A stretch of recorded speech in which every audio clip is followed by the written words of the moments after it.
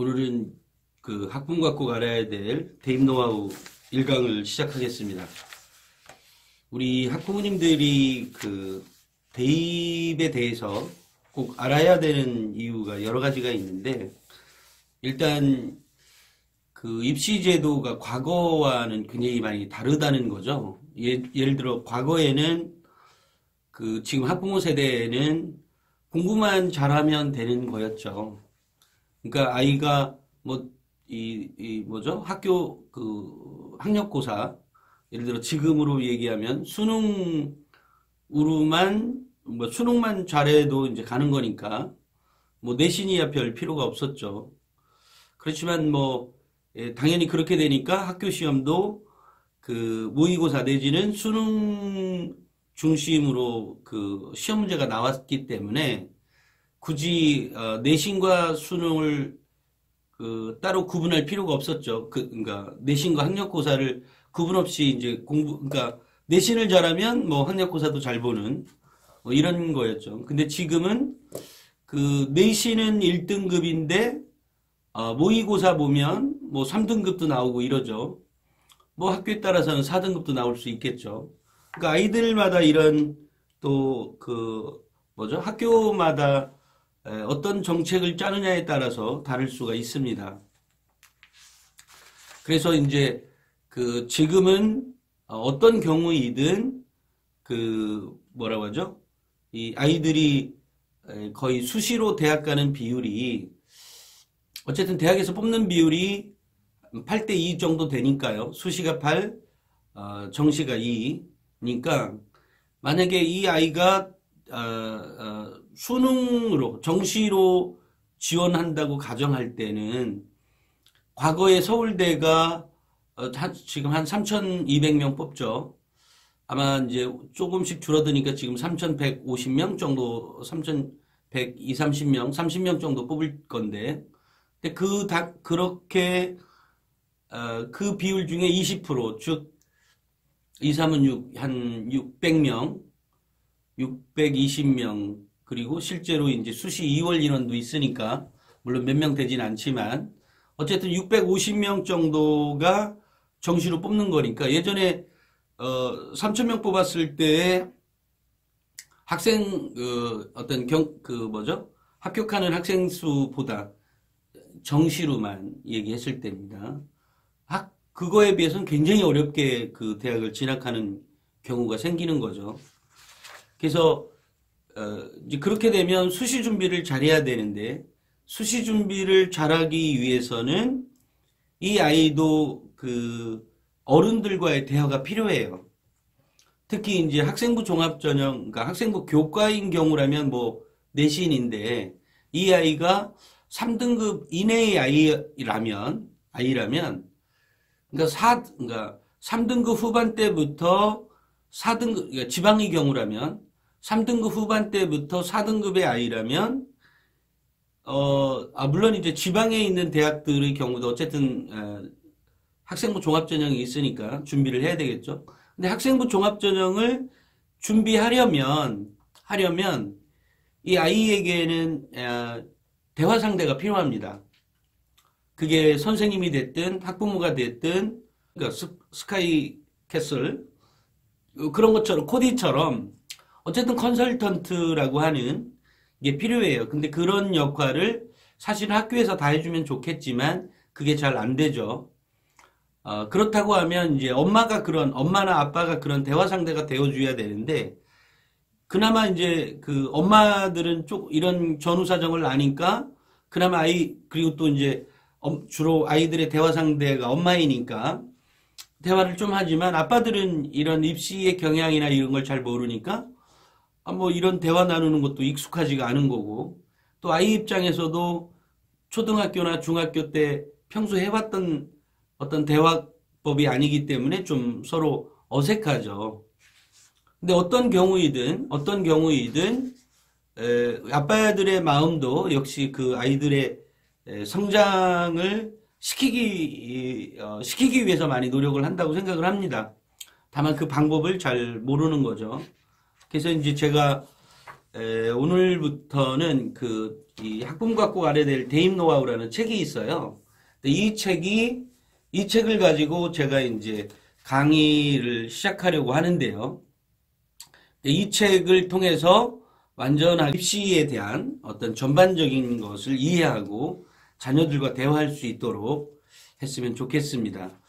일단 이 책은요, 제가 4년째 출간하고 있지만 좀 많이 팔리는 책입니다.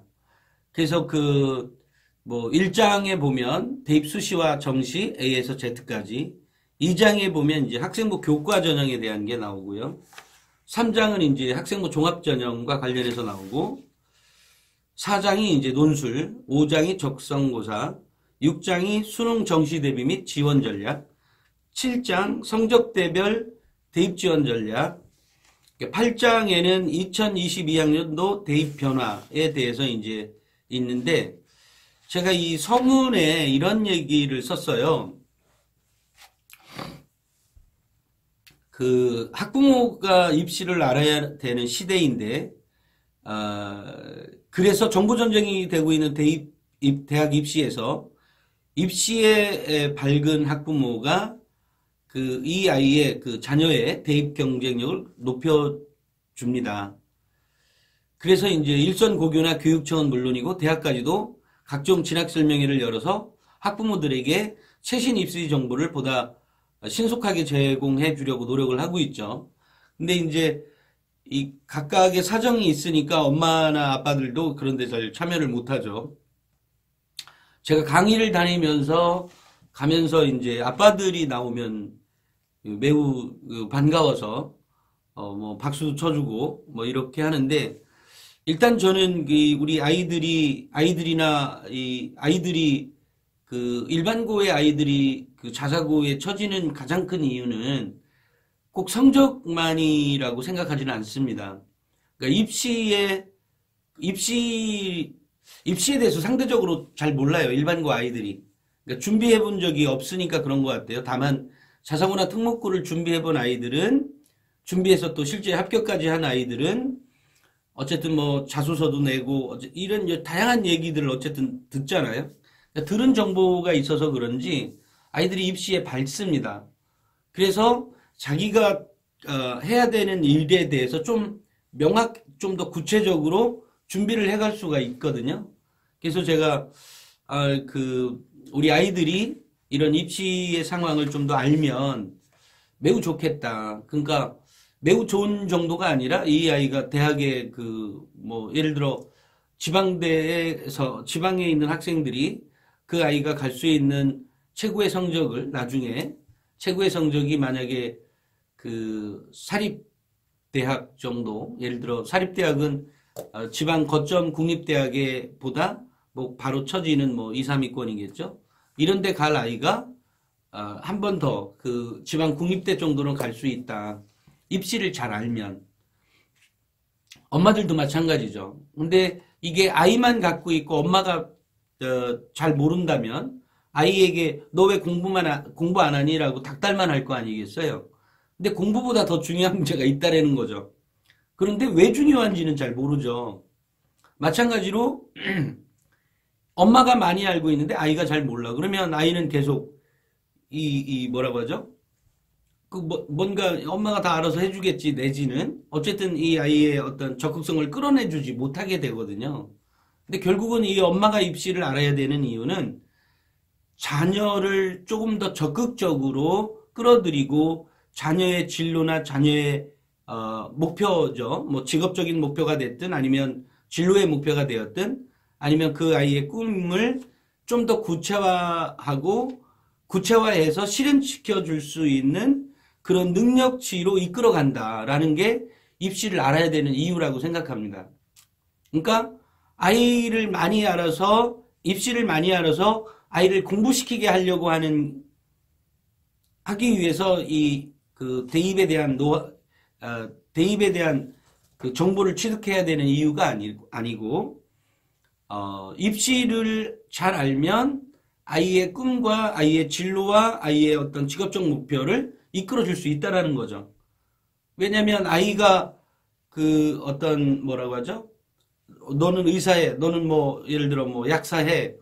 너는 뭐, 연구가가 되어야 돼. 뭐, 이런다 그래서 아이가, 나 그렇게 할게. 라고 하는 아이들은 별로 없잖아요. 근데 아이들과 계속적인 대화를 나누기 위해서는 어쨌든 입시에 대한 전반적인 흐름과 대입에서 가장 중요하게 생각하는 학생부 종합전형이 중요한 이유는 딱 한 가지죠.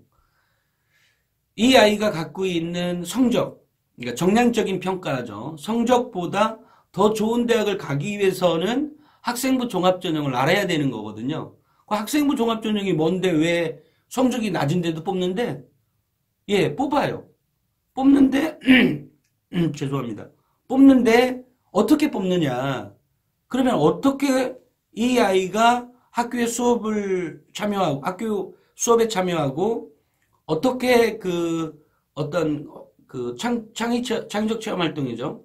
뭐 자율활동, 뭐 봉사활동, 동아리 활동, 진로 활동을 어떻게 구체적으로 해야 되는 건데, 라고 하는 것들, 또는 그 학교 생활에서 일어나는 친구들과의 관계에서 어떻게 해야 되는데, 라고 하는 것들을 잘 알지 못하면 아이하고 대화도 멀어질 뿐더러 아이는 이거 해야 되는 것 같은데 엄마가 잘 몰라서 자꾸 엉뚱한 지시만 한다는 거죠.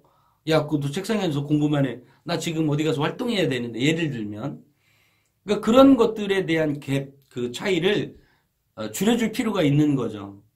그래서 학부모님들이 내가 왜 이제 입시를 알아야 돼가 아니라 자녀의 성장을, 그러니까 물론 돈 많이 버는 것도 중요하고 또 그 학부모들의 어떤 학부모 개인들의 어떤 성장이라고 할까요? 이런 것도 매우 중요하지만 또 하나는 우리 자녀의 어떤 성공적인 삶에 대한 조언자이잖아요, 학부모들이.